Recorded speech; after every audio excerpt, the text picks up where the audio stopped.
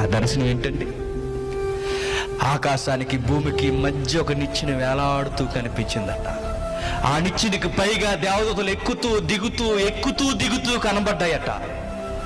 గ్రహించలేని దర్శనం చూసి ఆయన వెళ్ళిపోయి ఆ దర్శనం చూసిన స్థలానికి బేతేల్ అని పేరెట్టేసి వెళ్ళిపోయాడు.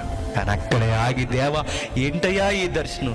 ఆ నిచ్చెనేంటి, ఆ దేవదూతలు ఏంటి, ఆ పరలోకానికి రావడం ఏంటి, ఈ భూలోకానికి రావడం ఏంటి, ఈ వచ్చి పోవడం ఏంటి, నాకు అర్థం అవట్లేదు చెప్పంటే చెబుదుడేమో, అడగలేకపోయాడు. ఒకవేళ అక్కడే గ్రహించుంటే ఆ నిచ్చెన ఎవరో తెలుసా? కొత్త నిబంధన చెప్తుంది, ప్రభువైన యేసుక్రీస్తు.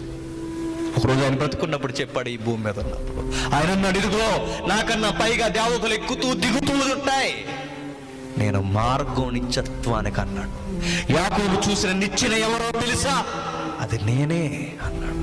ఆ రోజు యాకోబు చూసిన దర్శనాన్ని గ్రహించి నా వైపుకు తిరుగుంటే ఆయన బతుకు ఏరేలా ఉండేది, ఆయన కష్టాలు వేరేలా ఉండేవి. తనను తాను నమ్ముకున్నాడు, ప్రేమ అన్నాడు, అదన్నాడు, అబద్ధాలన్నాడు, మోసాలన్నాడు, అడ్డగోడ సంపాదన అన్నాడు. దెబ్బల మీద దెబ్బలు తిరిగి నా దగ్గరకు వచ్చి ఏడ్చిన తర్వాత బాగుపడ్డాడు.